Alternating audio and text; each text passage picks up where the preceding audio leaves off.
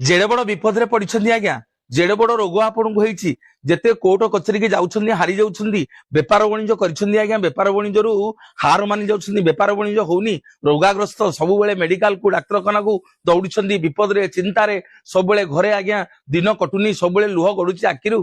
आज सुंदर उपाय टिए कहबी मो महाप्रभु जगन्नाथंकु हाथ जोड़ी प्रत्येक दिन जेते बेले आपनकु समय मिलिबो आज्ञा दिन राति जगन्नाथंकु एई मंत्रटी जप करिवे कौन ना नीलाचल निवासाय नित्याय परमात्मने बलभद्र सुभद्राभ्यां